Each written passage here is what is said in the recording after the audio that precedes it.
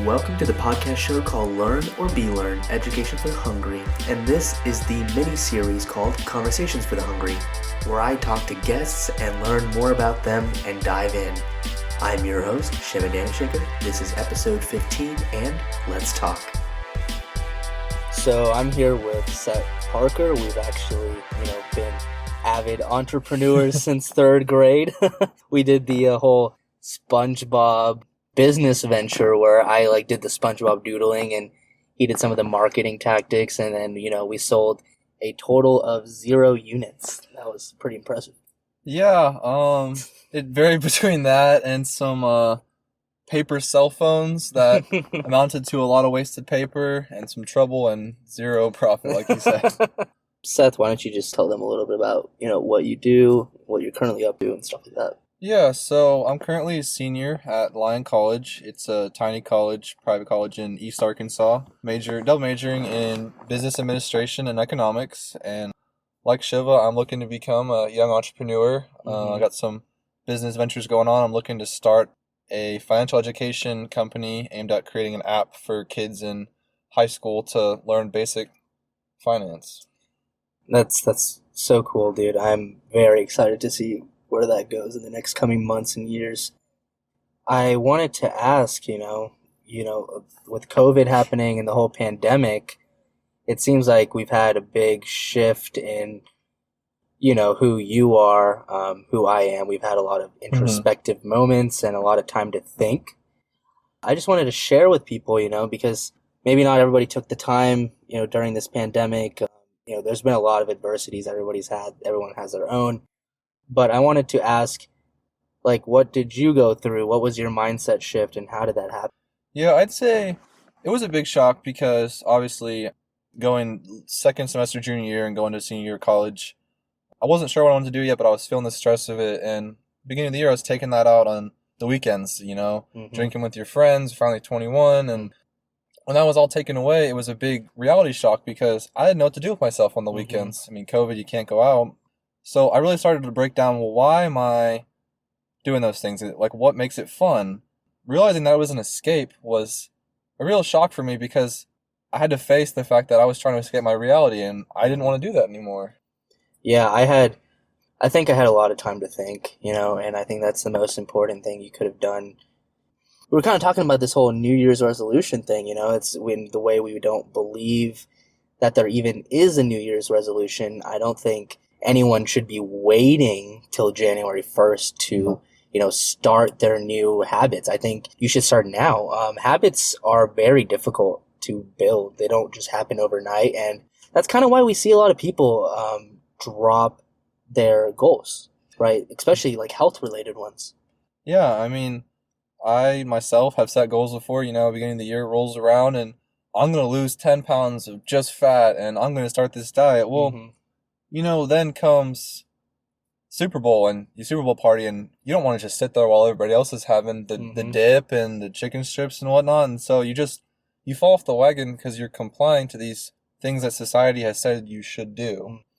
And that's a big one, the whole following society's orders and whatnot. And I think that's something we should totally get into a little bit, right? Because I think with this whole pandemic and introspection, we've kind of wanted to go against the grain with what society demands fit, right? So what in particular would you mention that kind of, is an example of that? Yeah, so as I've been working more now that I have a stable job, I've kind of come into some money, you start saving up and you get to a point where you're like, oh, I have some spending money. I can do what I want with it and it won't have a big impact. And so I was looking at my car and I thought, it's a nice car. It gets me A to B, good gas mileage, whatever. And then I thought, well, I want that car. I want leather seats. I want to have heated seats. And then I'm test driving one and my dad's with me and he's saying, was it worth it? What do you think? And it hits me that, this little bit of comfier seats and the heat and, a bigger spacious back seat. Well, that's not worth $8,000 of debt. You sign here and that's what you get. So that delayed gratification factor has really been big for me. It's, like you came to the conclusion, it's a liability, not an asset to you. You're paying for debt. And this whole delayed gratification where you get you're going to save that money towards investments. And I'm like an avid supporter for, spending your investments on one of two things, either something that brings you money, but more importantly than that, something that brings you better personal growth, Mm-hmm. right? Um, we should talk a little bit about, the whole delayed gratification, and what are some ways people can, enact that in their everyday lives, especially coming into a new year and continuing on with this pandemic. What are some ways do you think that people can start adopting this mindset? People that are actually interested in hearing about this, what can they do? Yeah, I would say that it's very important to start to understand, well, why do I want this thing? I came to realize that I wanted a car because one, I wanted the little amenities, but two, I wanted to look cool. I wanted Mm-hmm. my friends to see, oh, he has a job, and because he has a job, he has a nicer car, and maybe he's looking at a nicer phone, X, Y, Mm-hmm. and Z. And when I realized that, I stopped and I kind of thought, well, why does that matter? Mm-hmm. And it doesn't. If your focus is on yourself and your personal growth, Mm-hmm. then you are delaying your gratification in every area because you're saying, in the future, I want to be successful, and by saving money, by humbling myself, I'm going to be a better person Mm-hmm. and be able to support what I need to support. I don't know. It's such a hard thing to acquire, right? Because to convince someone, oh, well, you are better off spending that money that you would have spent on that nice car, which everybody wants a nicer car, right? Spending that money on books, spending that money on courses, spending that money on, Hmm. the financial literacy that you're trying to create, So it's very hard to tell someone to do that because of the delayed gratification. And I'm just thinking right now, like how can we brainstorm ways to help people expect delayed gratification, and get rid of that nasty habit of wanting it right now and right then? Yeah, I'm a big fan of motivational videos, motivational speeches that will pick Mm-hmm. me up. And I think it's Matthew McConaughey has a video, Mm-hmm. and somebody asked him, "Who's your hero?" And he said, "It's me in 10 years." And then 10 years later went by, and the guy said, "Well, you're your hero now. Like, you must have accomplished everything." He said, "No, it's still me in 10 years." And Mm-hmm. if you could adopt a mindset of, with everything in your life, would me in the future be happy with this? Would I be proud of myself? Would I do this again? Mm-hmm. Obviously, you can't have 20/20 vision on the results of every decision, but in Mm-hmm. general, you can say, well, having this new car in 10 years, it's going to depreciate. It's not really much better than my current rig. Like, Mm-hmm. if you were able to look at yourself and truthfully say, in the future, I would be proud of this decision, well, then you should go ahead for it. Mm-hmm. And I personally think, like you said, the motivational videos is good. And it may be the best way for someone to start is to test the waters with free education. Hmm. Free. There's always YouTube videos. There's all these, podcasts and whatnot. And I'm just gonna say this one. Just kidding, but you know what I mean. Like, there is free education out there that Sure. literally can test the waters, and that's kind of how I started. Right, someone gave me a book to read, and I read that book, and over time, I'm like, okay, I'm really like resonating with this wavelength of ambition and insatiable hunger. And that's kind of like, the reason this is here. We're doing this right now is I love the drive you have, and I love that we both had a very introspective year regardless of all the adversities we had. Hmm. And I just want to, like, if one person can listen to this and think, okay, well, okay, maybe it's January 3rd they listen to this, or maybe it's July 26th, okay? Maybe it's not even 2021, it's like, 5 years from now. But if someone listens to this and they're like, yeah, that's me, how do I do this? I would encourage people to understand that motivation comes and goes. Mm-hmm. I used to work out in my basement with some 20-year-old workout equipment, and I must not Mm-hmm. have been doing anything productive because I'm not big now. But what I would do is I'd go from video to video, and as soon as I stopped feeling effective, I'd switch. And what I came to realize over time is that motivation is a feeling, Mm, and the feelings fade. mm, And so getting to that deeper level of, I want to do this, whatever it is, starting a business, starting a mm, podcast like this great one mm-hmm. you have, Oh, thank you so much. um, you have to really want it when you don't want it anymore. You have to want it and do it and go when it's raining, when it's snowing, when it, when the video crashes, when the recording is not clear. And that is hard. That is a learned trait. That's discipline. That's not, having fun. This is new. This is cool. It's just repetitively grinding out whatever it is you're aiming for. No, for sure. I kind of want to go off a couple of that, right? Like you said, motivation. I said this once and I'll say it again. Motivation is internal. I extremely believe, how you're motivated, right? That within you is either external or internal, right? Are you motivated by money? Are you motivated by personal growth? And that's up to you. Personally, I think internal motivation is a key to success, but motivation is internal no matter what.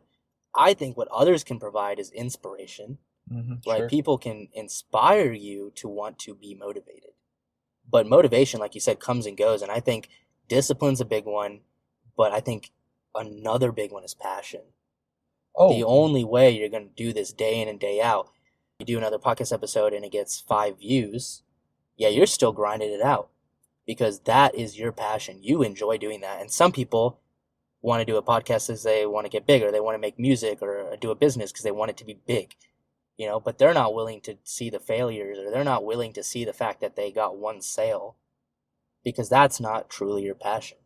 Oh, yeah. And I think in addition to that long-term goal, you also need to try to surround yourself or start to surround yourself with a community of people that are like-minded. Now, does that mean that they have to make podcasts? No, but should they be trying to grow themselves through literature, through videos, through new endeavors? Yes. And that long-term community is really what's going to help you break through at some point, whether it's within a day, a week, a month, a year, 5 years.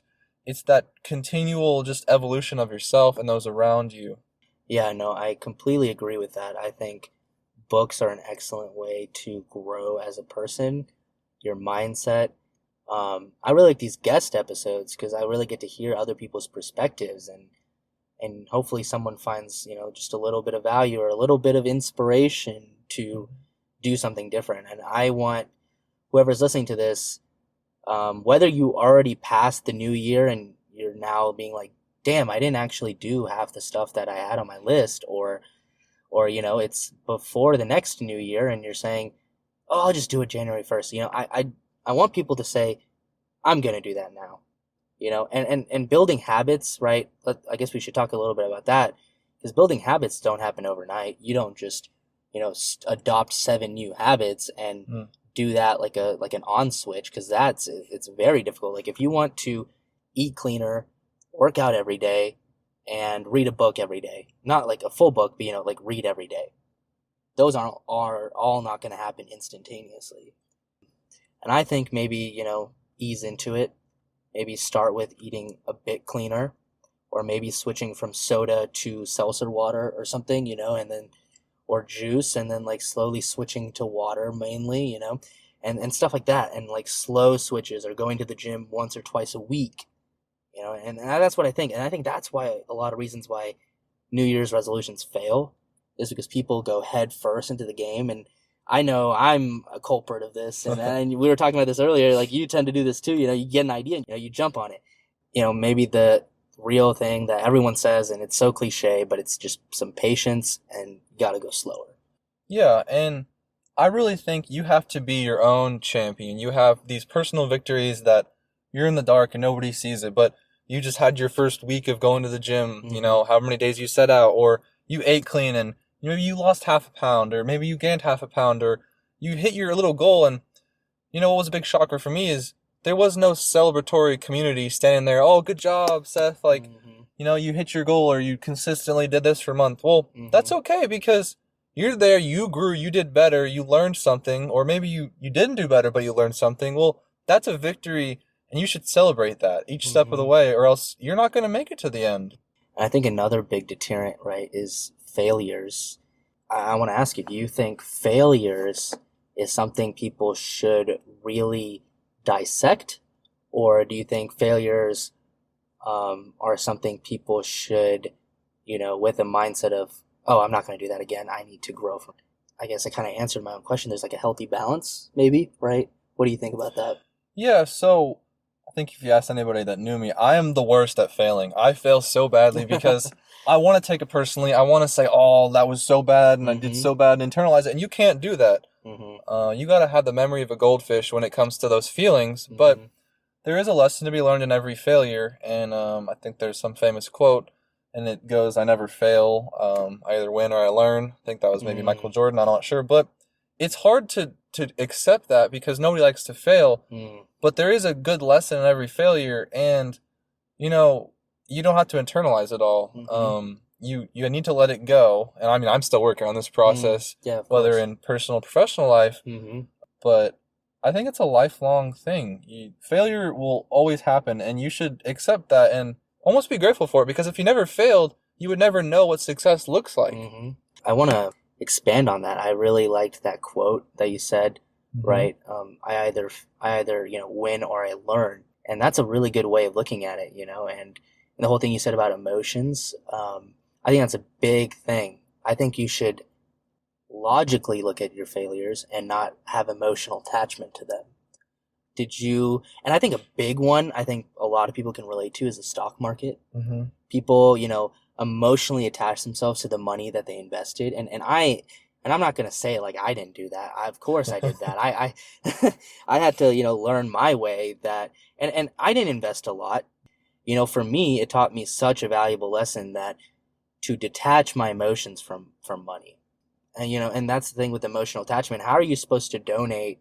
How are you supposed to, be a philanthropist if you're so attached to your money, or you're so emotionally attached to it, or you're so emotionally attached to, if not the money, then the outcome money gives you, Mm-hmm. like flashy cars, flashy clothes, hype beast people that wear like Supremes, like head to toe, like you're like a Supreme Christmas tree or some shit, like I don't know, like A billboard. yeah, you're literally a walking advertisement. I don't know, but like, and there's another thing with that, and if that kind of stuff makes you happy, like you like fashion, Mm-hmm. if that's what makes you happy, there's a time and place for it, and Yeah. I really think it shouldn't be at the top of the list, but I think when you have money to spend, and I think we should really clarify that money to spend as in not just a little bit of money, but you have a budget of money. You already prioritized it for personal growth. Hmm. You already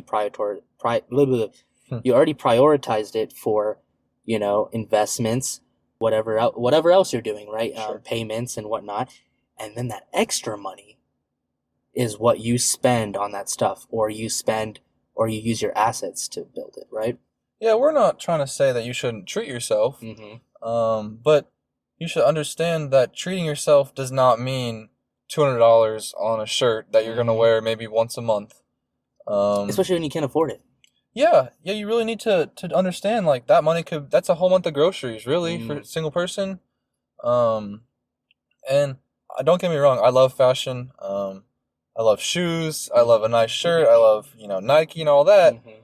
But there is a time and a place Mm-hmm. for buying clothes, and there's a time and a place for prioritizing yourself, like we talked Mm-hmm. about, and maybe other people Mm-hmm. too. And I remember we were talking about this a little earlier, right? We were saying like, what is a good point that you're like, oh, now I have some spending cash I can burn on this stuff. Oh yeah. And I think we talked about like assets to finance your spending. So like, maybe you have a few rental properties that reel you in around like 200K a year. Now you put that to a car. Now that's almost like free money. Like you almost got that car for free basically, and especially because next year that same revenue of income is going to come in. You're going to make another 200K from this one stream of revenue. And I think that's how rich people do it. And I think that's the mindset that I really hope like people can be inspired to understand. Oh yeah. And to just understand that you can't look like the world and be better than the world. Mm. There's so many people out there that they're like, "Oh, I want that car." Well, maybe you could have it. Maybe you do a 20-year loan or whatever. Well, as soon as you drive it off the lot, it lost $4,000 of value, and in paying for it every month, there's nothing glamorous about those monthly payments that you're going to Mhm. have for the next several years. Mhm. You can treat yourself, but you can do it in a responsible way and in a way that potentially grows your future, assets, your future value. I gotta ask you, would you rather, and I already know the answer to this, but I want to hear why, would you rather be given a Ferrari or work your way up from $0? Oh, work my way up for sure. And but why? I Yeah. think that's the most important part, right? Because a lot of people out here be like, hand me down Ferrari, like, some people be like, whoa, Seth, why? Why did you say that? I mean, even with your mindset, you could totally just sell it, get that, 150K, and now you can put into your, financial literacy business and whatnot. So why did you just say that? How Oh does that make yeah. any sense? Yeah, I mean, I just like everybody else, I think I want to chase the bag, Mm-hmm. want success, but I'll take lottery winners, for example. Mm-hmm. Most people that win the lottery, they end up losing all their money because they don't know how to be a millionaire. Mm-hmm. They don't know how to stay a millionaire because being given that stuff does not teach you how to continuously develop it, how to grow it, how to nurture it. Mm-hmm. So as much as I would love to get a Ferrari, take it for a spin, and sell it for 100,000, whatever, I know that I wouldn't learn anything, and likely I would just end up wasting all that money Mm-hmm. instead of just grinding it out and keeping myself grounded. Mm-hmm. I actually read or I saw this quote from this one guy that was very successful and wealthy, and he was saying, if I lost everything I own today, I know I'd be okay. And I know I would win it back and more. It's actually Gary Vee, which I talk about a lot in this podcast, but I love Gary Vee's stuff.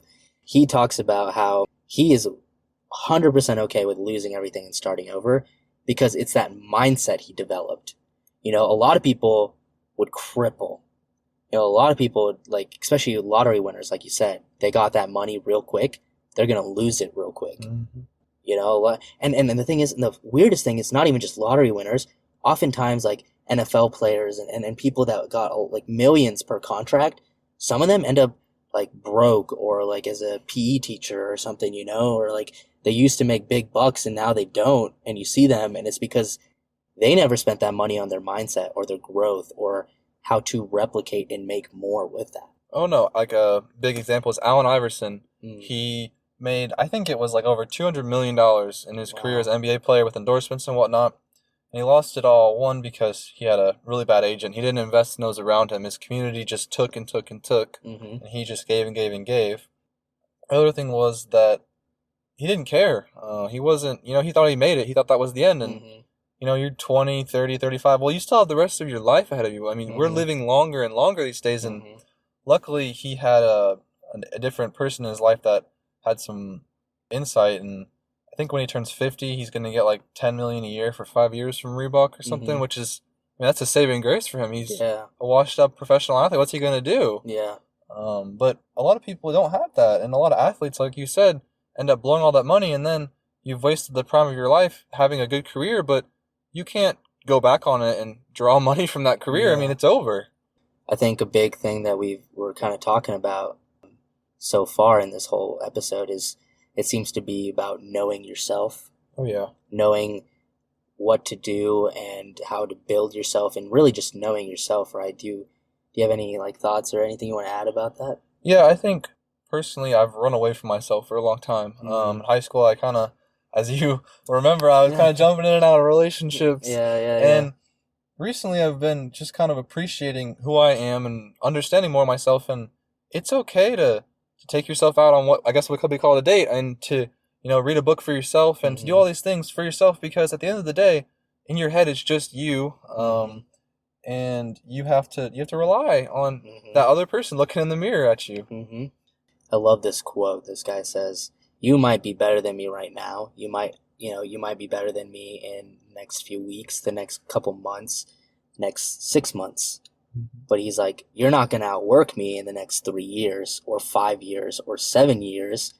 You're not going to win." Like, because this guy's basically talking about how his mindset and how he has this drive and this insatiable hunger to just keep going, And a lot of people are short-lived or short, they create short lists or short plans, goals, New Year's resolutions. And I kind of remember we talked about this a little bit. You said you had, like a list of goals that you have, right? Yep. You have also, you keep long-term goals, correct? Yeah, so I think what I have is I have short-term, long-term, and stretch goals. And stretch goals are the goals that should excite you. And I think if you don't have stretch goals that excite you and scare you, then Mm-hmm. you're not doing it right. Mm-hmm. We both have talked about things that to anybody walking by, they might have said those are either really rich people or really stupid guys Mm-hmm. because it's enormous, it's gigantic, it's monumental things. Mm-hmm. And they're your stretch goals are things that, they're the type of goals when people walk by your whiteboard and they see that, they'll laugh. Oh yeah, They'll, sure. I'm sure of it, and I know there's people like that. I've seen people like that. They'll laugh and they'll be like, "You really think you can do that?" It's like, I'm glad you said so because now you're gonna watch me do that. I will not give up on these stretch goals because there's a reason I wrote these down. Yeah, really, like as you grow as a person, you'll come to realize, I think we both were talking about this before, that you shouldn't have to down somebody else to feel better about yourself. I mean, Mm-hmm. if I walk by a whiteboard and I see, wants to own an island at 40, well, I'm going to say, well, how do you plan to do that? Mm-hmm. And hopefully you have a great plan. And if not, well, hopefully I'm going to encourage you to create one to do that because that's a crazy goal. I don't know if anybody could do that, but Mm-hmm. if somebody's trying, well, that's motivation for me to try Mm-hmm. my own goals. Yeah, no, and I think with this pandemic and how we've kind of grown in our mindsets and as people, and we're constantly always working on our personal growth. Yeah, it's inspired me. Before this whole business idea as an app, financial education app came to me and my friend, we had talked about doing YouTube and a podcast. Mm-hmm. And with your, revelation and starting this podcast, it's inspired me. And I mean, I watched or listened to the first episode of your podcast, and Mm-hmm.